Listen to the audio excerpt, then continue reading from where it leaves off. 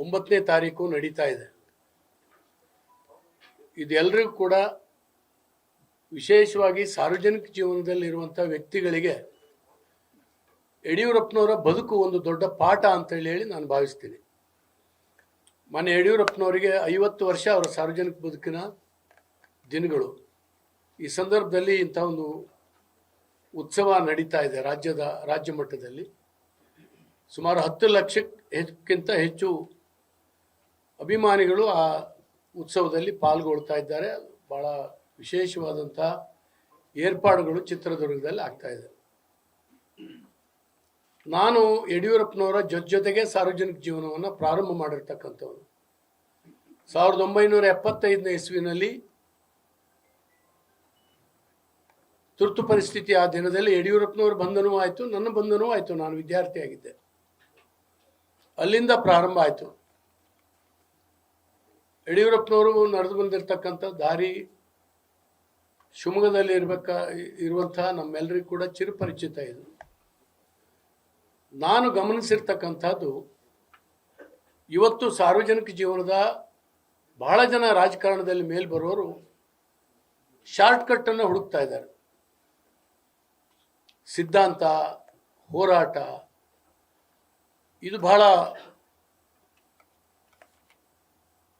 ವಿಸ್ತಾರವಾಗಿರ್ತಕ್ಕಂಥ ದಿನಗಳನ್ನು ಬೇಡುತ್ತೆ. ಆದರೆ ತಕ್ಷಣ ನಾನು ಬರಬೇಕು, ತಕ್ಷಣ ಗದ್ದುಗೆಗೆ ಇರಬೇಕು, ಅಧಿಕಾರ ಅನುಭವಿಸಬೇಕು ಅನ್ನುವಂಥವ್ರೆ ಭಾಳ ಜನ ಇತ್ತೀಚೆಗೆ ಬರ್ತಾ ಇದ್ದಾರೆ.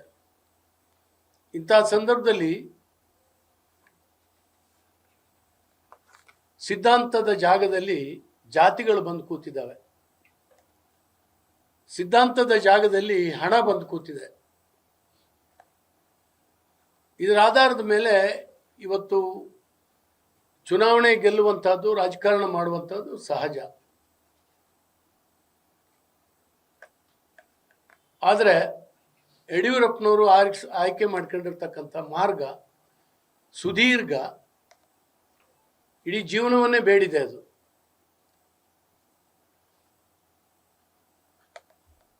ಹೋರಾಟದಿಂದ,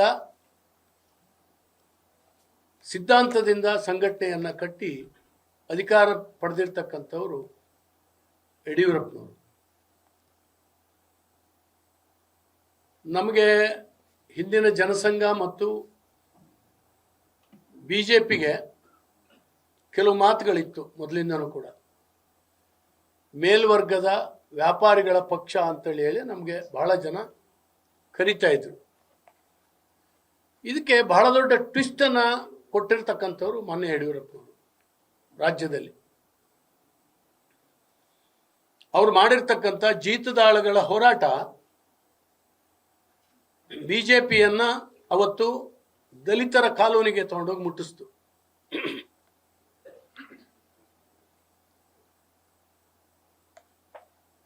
ಬಗರ್ಕುಂ ಸಾಗುವಳಿದಾರರ ಹೋರಾಟ ಇಲ್ಲಿಂದ ಬೆಂಗಳೂರವರೆಗೆ ಪಾದಯಾತ್ರೆ ಮಾಡಿದ್ರು ಅವರು.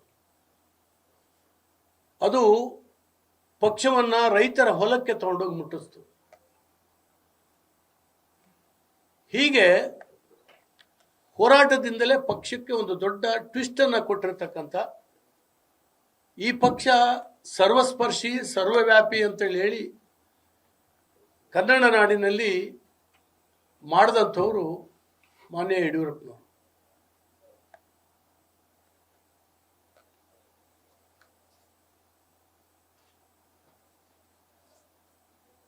ಅಧಿಕಾರಕ್ಕೆ ಬರಬೇಕು ಅಂತೇಳಿ ಹೇಳಿ ಶಾರ್ಟ್ ಕಟ್ಟನ್ನು ಹುಡುಕ್ಲೇ ಇಲ್ಲ ಅವರು ಯಡಿಯೂರಪ್ಪನವರು. ಈ ರೀತಿ ಹೋರಾಟ ಮಾಡಿ ರಾಜ್ಯದಾದ್ಯಂತ ಅವತ್ತು ಮೂಲೆ ಮೂಲೆಗೆ ತಿರುಗಾಟ ಮಾಡಿದ್ರು. ಅದು ಎಷ್ಟು ರೌಂಡ್ ಹೋಗಿದ್ದಾರೆ ಕೆಲವು ತಾಲೂಕುಗಳಿಗೆ ಅವತ್ತು ಹೇಳಲಿಕ್ಕೆ ಸಾಧ್ಯ ಇಲ್ಲ. ಎಷ್ಟು ಶ್ರಮ ಆಗಿದೆ, ಎಷ್ಟು ಅವರ ಬದುಕನ್ನು, ಇಡೀ ಬದುಕನ್ನೇ 50 ವರ್ಷದಲ್ಲಿ ಅರ್ಪಣೆ ಮಾಡಿಕೊಂಡು, ಹುಷಾರು ಕುಟುಂಬ, ದುಡಿಮೆ ಯಾವುದನ್ನು ಕೂಡ ಗಮನಿಸ್ದೇನೆ ಸಾರ್ವಜನಿಕ ಜೀವನಕ್ಕೆ ಅರ್ಪಣೆ ಮಾಡ್ಕೊಂಡಿರ್ತಕ್ಕಂಥ ಒಂದು ವ್ಯಕ್ತಿತ್ವ ಅವರು. ನಾನು ಮೊದಲೇ ಹೇಳಿದೆ, ಸಾರ್ವಜನಿಕ ಜೀವನಕ್ಕೆ ಬರೋರಿಗೆ ಒಂದು ಪಾಠ ಅಂತೇಳಿ ಹೇಳಿ. ಇಡೀ ಬದುಕನ್ನು ನೋಡಿದಾಗ ಅವರ ಮುಖ್ಯಮಂತ್ರಿ ಪದ, ಅವರ ಆಡಳಿತ, ಇದು ನಮಗೆ ಕಣ್ಣಿಗೆ ಕಾಣುತ್ತೆ. ಅವ್ರ ಹೋರಾಟಗಳು ಈ ಜನರೇಷನ್ಗೆ ಮರೆತು ಹೋಗ್ತಾ ಇದೆ. ಬಹುಶಃ ಚಿತ್ರದುರ್ಗದ ಸಮಾವೇಶದ ಮೂಲಕ ಯಡಿಯೂರಪ್ಪನವರಿಗೆ ಏನೋ ಆಗ್ತದೆ ಅನ್ನೋದಕ್ಕಿಂತ ನಮ್ಮ ಸಾರ್ವಜನಿಕ ಜೀವನದ ವ್ಯಕ್ತಿಗಳಿಗೆ ಈ ರೀತಿಯ ನೆನಪುಗಳಾಗಬೇಕು ಮತ್ತು ರಾಜಕಾರಣದಲ್ಲಿ ಈ ರೀತಿಯ ವ್ಯಕ್ತಿತ್ವಗಳು ಈ ರೀತಿಯ ಹೋರಾಟದಿಂದ ಬಂದವರು ಆಗಬೇಕು ಅಂತ. ಇದರ ಪರಿಣಾಮ ನಾವು ನೋಡಿದ್ದೀವಿ. ಯಾವ ಸಮಸ್ಯೆಗಳನ್ನು ತಗೊಂಡು ಹೋರಾಟ ಮಾಡ್ತಾ ಇದ್ರು ಯಡಿಯೂರಪ್ಪನವರು, ಅಧಿಕಾರಕ್ಕೆ ಬಂದಾಗ ಅದನ್ನು ಮರೀದೇನೆ ಅನುಷ್ಠಾನಕ್ಕೆ ತಂದಿದ್ದಾರೆ. ರೈತರ ಸಾಲ ಮನ್ನಾ ಮಾಡಿರ್ಬೋದು, ರೈತರ ಪರವಾದಂಥ ಬಜೆಟನ್ನು ಮಂಡನೆ ಮಾಡಿದ್ದಿರ್ಬೋದು,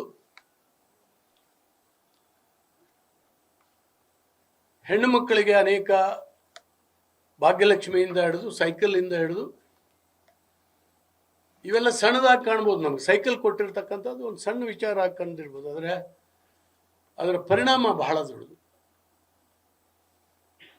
ಅದರ ಪರಿಣಾಮ ಭಾರಿ ದೊಡ್ಡದು. ನಾನು ಒಂದು ಮನೆಯಲ್ಲಿ ಕರೆಂಟ್ ಶಾಕ್ ಹೊಡೆದು 2 ಮಕ್ಕಳು ತೀರೋಗಿದ್ರು ಒಂದೇ ಸಾರಿಗೆ. ಒಂದು ಬಡವರ ಮನೆ ಅದು. 2 ಸಾಮಾನ್ಯ ಹೈಸ್ಕೂಲಿಗೆ ಹೋಗುವಂಥ 2 ಅಣ್ಣ ಮತ್ತು ತಂಗಿ ಸತ್ತೋಗ್ಬಿಟ್ಟಿದ್ರು. ಆ ಸಂದರ್ಭದಲ್ಲಿ ನಾನು ಹೋಗಿದ್ದೆ ನನ್ನ ಕಾನ್ಸ್ಟಿಟ್ಯೂನ್ಸಿಗೆ.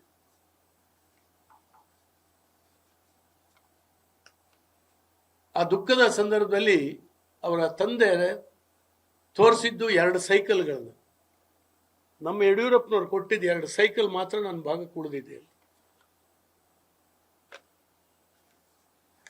ಹೈಸ್ಕೂಲಿಗೆ ಹೋಗೋ ಮಕ್ಕಳಿಗೆ 2 ಸೈಕಲ್ ಕೊಟ್ಟಿಸಿದ್ರು. ಇಂಥ ಅನೇಕ ಉದಾಹರಣೆಗಳು. ಯಡಿಯೂರಪ್ಪನವ್ರ ಜೊತೆಗೆ ನಾನು ಭದ್ರಾವತಿಯ ಒಂದು ಸಾರ್ವಜನಿಕ ಸಭೆಯಲ್ಲಿ ಭಾಗವಹಿಸಿ, ವಿಶ್ವನಾಥ್ ಅಂತೇಳಿ ಹೇಳಿ ನಮ್ಮ ಹಿರಿಯ ಅವತ್ತಿನ ಜನಸಂಘದ ಲೀಡರ್ ಅವ್ರ ಮನೆಗೆ ಟೀಗೆ ಹೋಗಿದ್ವಿ. ಹೊರಗೆ ಬರ್ತಾ ಇರಬೇಕಾದ್ರೆ 2 ಮುಸ್ಲಿಂ ದಂಪತಿಗಳು ಒಂದು ಚಿಕ್ಕ ಕೂಸನ್ನು ಹಿಡ್ಕೊಂಡು ನಿಂತ್ಕೊಂಡಿದ್ರು. ಯಡಿಯೂರಪ್ಪನವ್ರು ಒಬ್ಬರು ಹೊರಗೆ ಬಂದ ತಕ್ಷಣ ಆ ತಾಯಿ ಮುಂದೆ ಬಂದು ತೋರಿಸಿದ್ಲು ಆ ಮಗುನ. ಮಲ ವಿಸರ್ಜನೆಗೆ ಮೂತ್ರ ವಿಸರ್ಜನೆಗೆ ಜಾಗ ಇರಲಿಲ್ಲ, ಸಾಪಾಯ್ತು. ಆ ಮಗು ಹಾಗೆ ಹುಟ್ಟಿತ್ತು. ಏನಾದ್ರು ಮಾಡಬೇಕು, ನನಗೆ ಗಂಡು ಮಗು ಹುಟ್ಟಿದೆ, ಇದಕ್ಕೇನಾದ್ರೂ ಇದು ಮಾಡಬೇಕು ಅಂತ. 3 ದಿನದ ಮಗು ಅದು. ಯಡಿಯೂರಪ್ಪನವರು ನನ್ನ ಕಡೆ ನೋಡಿದ್ರು. 3 ತಿಂಗಳ ಹಿಂದೆ ಅಷ್ಟೇ ಬೆಂಗಳೂರಿನ ನೆಫ್ರೋಯೂರಾಲಜಿ ಸೆಂಟ್ರಿಗೆ ಯಡಿಯೂರಪ್ಪನವರು 6 ಕೋಟಿ ರೂಪಾಯಿಗಳನ್ನು ಕೊಟ್ಟಿದ್ರು. 6 ಕೋಟಿ ಒಂದೇ ಸರಿಗೆ ಸ್ಯಾಂಕ್ಷನ್ ಮಾಡಿದ್ರು. ಆ ಡಾಕ್ಟರ್ ಕೇಳಿದ್ದು 1 ಕೋಟಿ, 1 ವರ್ಷಕ್ಕೆ ನನಗೆ ಸಾಕು ಅಂತ. ಒಟ್ಟೆಷ್ಟು ಪ್ರಾಜೆಕ್ಟ್ ಕಾಸ್ಟು ಅಂತ ಕೇಳಿದ್ರು. 6 ಕೋಟಿ ಅಂತೇಳಿ 6 ಕೋಟಿ ಬರೆದ್ರು. ನನ್ನ ತೀರ್ಥಹಳ್ಳಿ ತಾಲೂಕಿನ ಡಾಕ್ಟರ್ ವೆಂಕಟೇಶ್ ಅವತ್ತು ಡೈರೆಕ್ಟರ್ ಆಗಿದ್ದರು ನೆಫ್ರೋಯೂರಾಲಜಿ ಸೆಂಟ್ರಿಗೆ. ನಾನು ಹೇಳಿದೆ, ನೀವೇ ನೆಫ್ರೋಯೂರಾಲಜಿ ಸೆಂಟ್ರನ್ನ ಇದು ಮಾಡಲಿಕ್ಕೆ ಹಣ ಕೊಟ್ಟಿದ್ರಿ, ತಾವೊಂದು ಮಾತು ಹೇಳಿದ್ರೆ ಬಹುಶಃ ಅವರು ಇದನ್ನು ಮಾಡ್ಬೋದು ಅಂತ ಹೇಳಿದೆ ನಾನು. ತಕ್ಷಣ ಫೋನ್ ಮಾಡಿಕೊಟ್ಟೆ ನಾನು. ಯಡಿಯೂರಪ್ಪನವ್ರು ಮಾತಾಡಿದ್ರು, ಹೀಗಿದೆ ಒಂದು ಮಗು, ಏನಾದ್ರು ಮಾಡ್ಬೋದಾ ಡಾಕ್ಟ್ರೆ ಅಂತ. ಖಂಡಿತ ಸರ್, ಕಳಿಸ್ಕೊಡಿ, ನಾನು ಏನಾದ್ರು ಮಾಡ್ತೀನಿ ಅಂತ. ಬಾಂಬೆಯ ಜಸ್ಲೋಕ್ ಆಸ್ಪತ್ರೆಯಿಂದ ವೈದ್ಯರನ್ನು ಕರೆಸಿ ಆ ಡಾಕ್ಟ್ರು ಆ ಮಗುವಿಗೆ ಆಪರೇಷನ್ ಮಾಡಿ ಅದು 2 ದ್ವಾರಗಳನ್ನು ಓಪನ್ ಮಾಡಿಸಿ ಕೊಟ್ಟರು. ನನ್ನ ಜೀವನದಲ್ಲಿ ನೆನಪಿರುವಂಥದ್ದು ಘಟನೆಗಳು. ಯಡಿಯೂರಪ್ಪನವರು ಎಂಥ ಒಂದು ಮಾನವೀಯ ಮೌಲ್ಯವನ್ನು ಇಟ್ಕೊಂಡಿದ್ರು ಅಂತ. ಒಂದು ತಾಯಿ ಹೃದಯ ಅವ್ರದ್ದು. ಈಗ ಆ ಮಗುವಿಗೆ ಸುಮಾರು 20-22 ವರ್ಷ ಅಂತ ಕಾಣಿಸ್ತದೆ. ಒಂದು ದಿವಸ ಮಂಡಗದ್ದೆನಲ್ಲಿ ನಾನು ಸಾರ್ವಜನಿಕ ಸಭೆ ಉದ್ದೇಶಿಸಿ ಮಾತನಾಡುವಾಗ ಆ ದಂಪತಿಗಳ ಮಗುವನ್ನು ಕರ್ಕೊಂಡು ಬಂದು, ನೀವು ಯಡಿಯೂರಪ್ಪನವರು ಬದುಕಿಸ್ಕೊಟ್ಟಂತ ನನ್ನ ಮಗ ಇದು ಅಂತ ತೋರಿಸಿದ್ರು.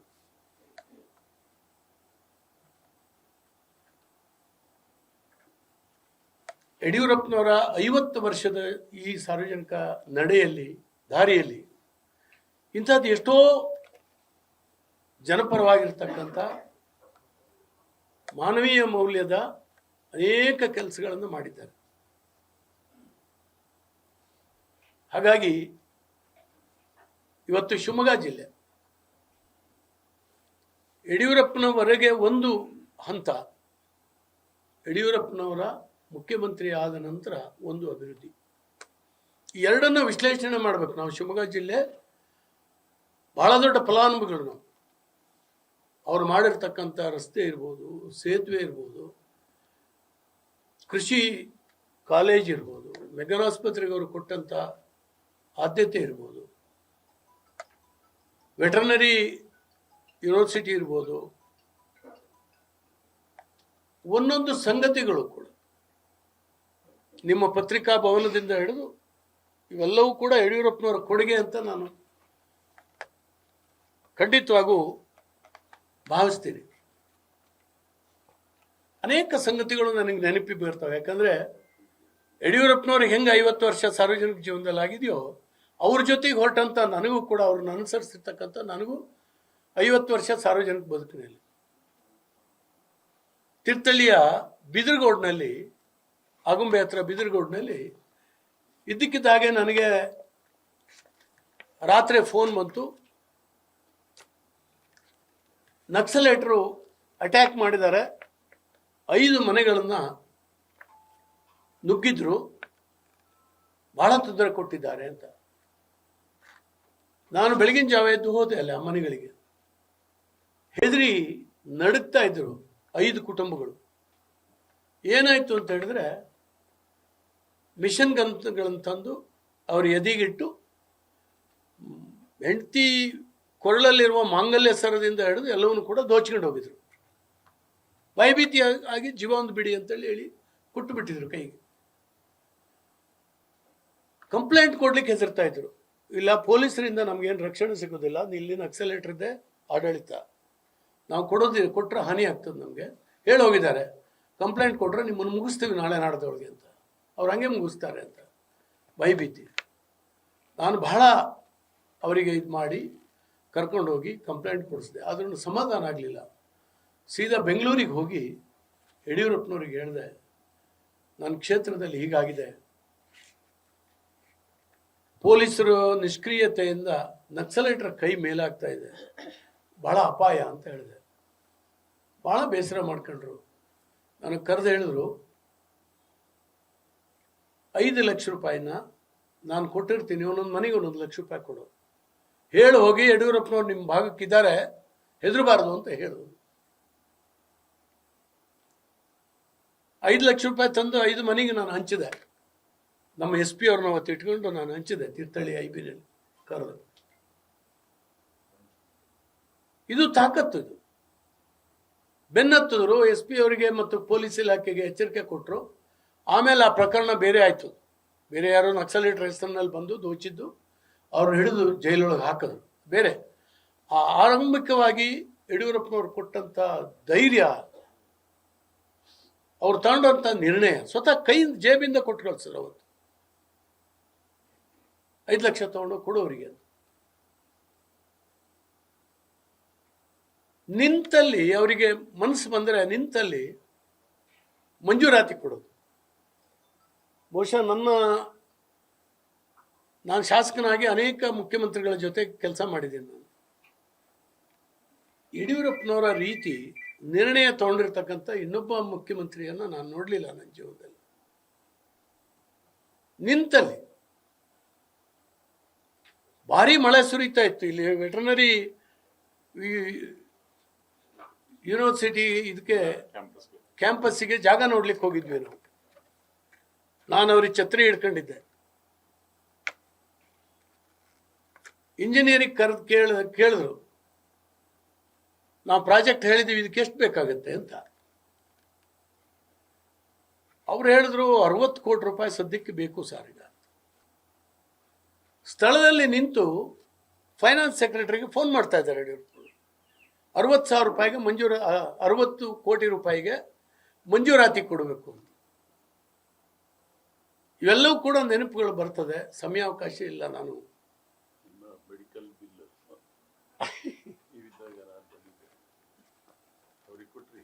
ಮುಖ್ಯಮಂತ್ರಿ ನಿಧಿಯಿಂದ ಕೊಡಿ ಅಂತ. ಎಷ್ಟು ಬೇಕು? ಒಂದು 10,000 ಅಂದ್ರಿ.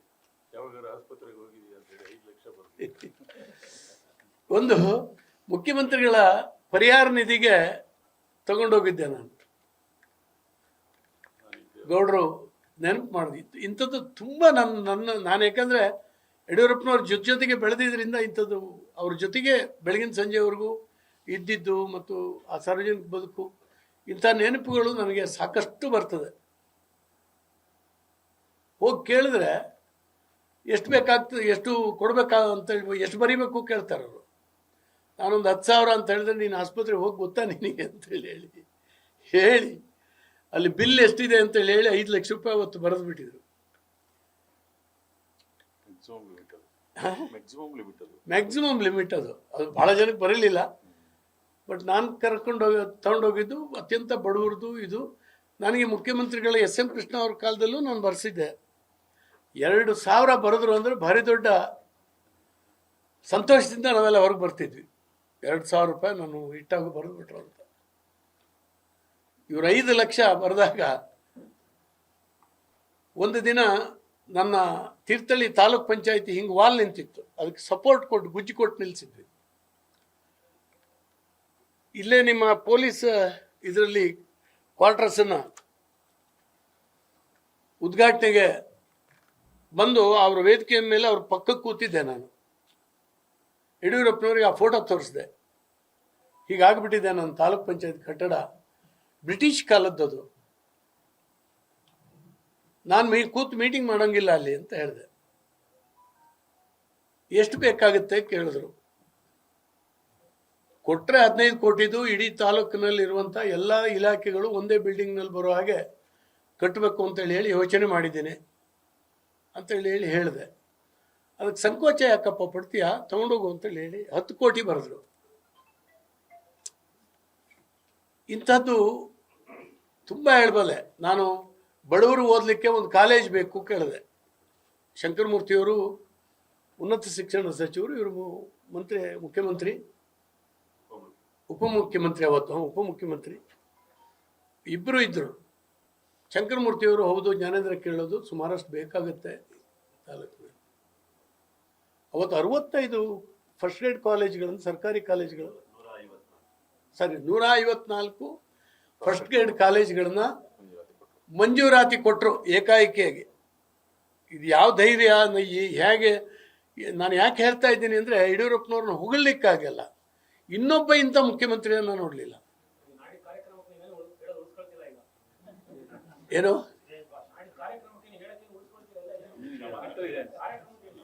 ಇವ್ರು ನನಗೆ ಅವಕಾಶ ಕೊಡ್ತಾರೆ ಇಲ್ಲ, ನಿಮ್ಮ ಮುಂದೆ ಹೇಳಿಬಿಡ್ತೀನಿ ನಾನು.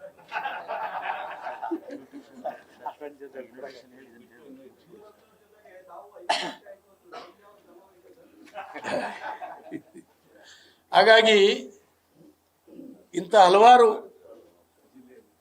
ನೆನಪುಗಳಾಗ್ತದೆ. ನಮ್ಮ ಜಿಲ್ಲೆಯಲ್ಲಂತೂ ವಿಶೇಷವಾದಂಥ ಅಭಿವೃದ್ಧಿಯ ಒಂದು ಶಕೆಯನ್ನು ನಾವು ಕಂಡಿದ್ದೇವೆ. ಹಾಗಾಗಿ 9ನೇ ತಾರೀಕು ಶಿವಮೊಗ್ಗ ಜಿಲ್ಲೆಯಿಂದ ಬಹಳ ದೊಡ್ಡ ಸಂಖ್ಯೆಯಲ್ಲಿ ನಾವು ಹೋಗ್ಬೇಕು, ವಾಲಂಟಿಯರ್ ಆಗಿ ನಾವು ಹೋಗ್ಬೇಕು. ನಾನು ಹೇಳಿದಾಗೇನೆ ಇನ್ನು 100 ಜನ ಇಂಥದ್ದು ಉದಾಹರಣೆಗಳನ್ನು ಕೊಡಬಲ್ಲರು. ಅವರೆಲ್ಲರೂ ಕೂಡ ಅಭಿವೃದ್ಧಿ, ಯಡಿಯೂರಪ್ಪನವರ ಈ ಧೈರ್ಯದ ನಡವಳಿಕೆ ಇವೆಲ್ಲವನ್ನು ಕೂಡ ನಾವು ಅನುಭವಿಸಿದ್ದೇವೆ. ಆದ್ದರಿಂದ ಶಿವಮೊಗ್ಗ ಜಿಲ್ಲೆಯಿಂದ ಭಾಳ ದೊಡ್ಡ ಸಂಖ್ಯೆಯಲ್ಲಿ, ಈಗಾಗಲೇ ಮೊನ್ನೆ ನಮ್ಮ MP ಅವರು ಹೇಳಿದ್ರು 60,000 ಜನ ಜಿಲ್ಲೆಯಿಂದ ಭಾಗವಹಿಸ್ತಾ ಇದ್ದೀವಿ ಅಂತ. ಎಲ್ಲ ಸ್ವಾಮೀಜಿಯವರಿಗೆ, ಮಠಾಧೀಶರಿಗೆ ಈಗಾಗಲೇ ನಮ್ಮ ರಾಜ್ಯದ ಅಧ್ಯಕ್ಷರ ಪರವಾಗಿ ನಾವು ಹೋಗಿ ಇನ್ವಿಟೇಷನನ್ನು ಕೊಟ್ಟಿದ್ದೇವೆ. ಅವರು ಕೂಡ ಹೊರಡ್ತಾ ಇದ್ದಾರೆ. ಎಲ್ಲ ಸಮುದಾಯದ ಮಠಾಧೀಶರು ಎಲ್ಲರೂ ಕೂಡ ಭಾಗವಹಿಸುವಂಥ ಒಂದು ದೊಡ್ಡ ಸಮಾವೇಶ ಅದು. ಹಾಗಾಗಿ ನನ್ನ ವಿನಂತಿ, ಈ ಮಾಧ್ಯಮದ ಮೂಲಕ ಇಡೀ ಜಿಲ್ಲೆಯ ಜನ ಈ ಸಂದರ್ಭದಲ್ಲಿ ಇಂಥ ಒಂದು ಅವಕಾಶವನ್ನು ಕಳ್ಕೊಳ್ಳದೇನೆ ಇಂಥ ಸಂದರ್ಭದಲ್ಲಿ ಯಡಿಯೂರಪ್ಪನವರಿಗೆ ಒಂದು ಕೃತಜ್ಞತೆ ಅರ್ಪಿಸುವಂಥದ್ದು. ನಾವೇನು ಬೇರೆ ದುಡ್ಡು ಕೊಡೋದಿಲ್ಲ, ಕಾಸು ಕೊಡೋಲ್ಲ.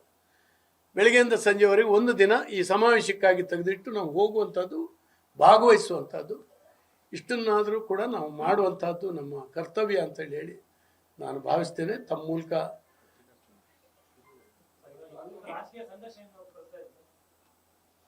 ಸರ್, ಸಂದೇಶ ನಾನೀಗಾಗಲೇ ಆರಂಭದಲ್ಲೇ ಹೇಳಿದೆ. ಸಾರ್ವಜನಿಕ ಜೀವನಕ್ಕೆ ಬರುವಂತಹ ವ್ಯಕ್ತಿಗಳಿಗೆ, ಇರುವಂತಹ ವ್ಯಕ್ತಿಗಳಿಗೆ, ಈಗಾಗಲೇ ಇರುವಂಥವರಿಗೆ ಮತ್ತು ಬರುವಂಥವರಿಗೆ ಒಂದು ದೊಡ್ಡ ಪಾಠ ಅವ್ರ ಬದುಕೆ ರೋಲ್ ಮಾಡೆಲ್ ಅವರು.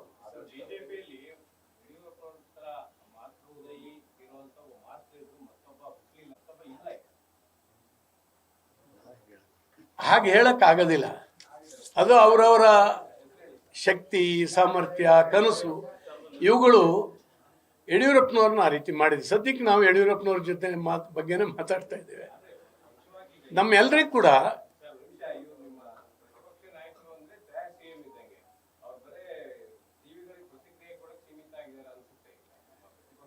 ಕೆಲಸ ಮಾಡ್ತಾ ಇದ್ದೀವಿ. ಆದರೆ ಇವತ್ತು ಕಾಂಗ್ರೆಸ್ ಸರ್ಕಾರ ವಿರೋಧ ಪಕ್ಷದ ಮಾತಿಗೆ, ಇದಕ್ಕೆ ಸ್ಪಂದಿಸುವಂಥ ಲಕ್ಷಣಗಳು ಅವನ್ನು ಕಳ್ಕೊಂಡಿದೆ. ಆದ್ದರಿಂದ ನನ್ನ ವಿನಂತಿ ಇಷ್ಟೇ, ದಯವಿಟ್ಟು ಇಡೀ ಜಿಲ್ಲೆಯ ಮಹಾಜನತೆಗೆ ನಾನು ಕರೆ ಕೊಡ್ತಾ ಇದ್ದೀನಿ. ನೀವು ಕೂಡ, ಮಾಧ್ಯಮದವರು ಕೂಡ ದಯವಿಟ್ಟು ಅವತ್ತು ಬರಬೇಕು, ಭಾಗವಹಿಸಬೇಕು. ಆ ಯಶಸ್ಸಿನಲ್ಲಿ ನಮ್ಮ ಪಾಲು ಇರಲಿ ಅಂತ ಹೇಳಿ ನಾನು ಈ ಸಂದರ್ಭದಲ್ಲಿ ಹಾರೈಸ್ತಾ ನನ್ನ ಮಾತನ್ನು ಮುಗಿಸ್ತೇನೆ. ಎಲ್ಲ ಪತ್ರಿಕಾ ಸ್ನೇಹಿತರು, ಮಾಧ್ಯಮದ ಎಲ್ಲ ಸ್ನೇಹಿತರು ಕೂಡ ದಯವಿಟ್ಟು ಬಂದು ಭಾಗವಹಿಸಬೇಕು. ಅವತ್ತು ಮಾಡ್ತಾ ಇದೀವಿ. ಪಕ್ಷದ ಫ್ಲಾಗು ಇದು ಯಾವುದೂ ಇಲ್ಲ. BSY ಅಭಿಮಾನಿ ಸಮಾವೇಶ, ಅದು ನಮ್ಮ ಫ್ಲಾಗ್ ಇರೋದಿಲ್ಲ, ಪಕ್ಷ ಅದರಲ್ಲಿ ಇರೋದಿಲ್ಲ. ಅದಕ್ಕಾಗಿ ಸಾವಿರಾರು ಜನ ಮಠಾಧೀಶರು ಬಂದು ಭಾಗವಹಿಸ್ತಾ ಇದ್ದಾರೆ. ಯಾಕಂದ್ರೆ ಯಡಿಯೂರಪ್ಪನವ್ರು ಮಾಡಿರ್ತಕ್ಕಂಥ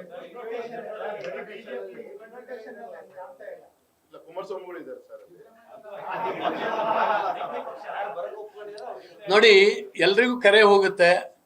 ಅವತ್ತು ವೇದಿಕೆ ಮೇಲೆ ನೋಡಿ ಆಮೇಲೆ ರಿಯಾಕ್ಷನ್.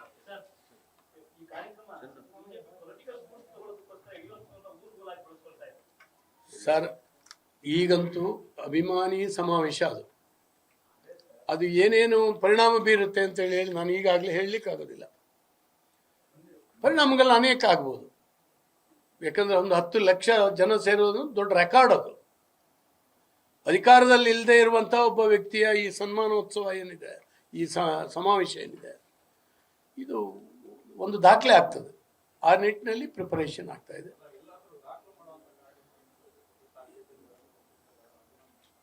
ದಾಖಲು ಗ್ರಂಥ ಬಿಡುಗಡೆ ಇದೆ. ಅವರ ಬದುಕಿನ ಇದು ಕೂಡ ಅವತ್ತು ಬಿಡುಗಡೆ ಆಗತ್ತೆ. ಸೊ ಧನ್ಯವಾದಗಳು. Thank you.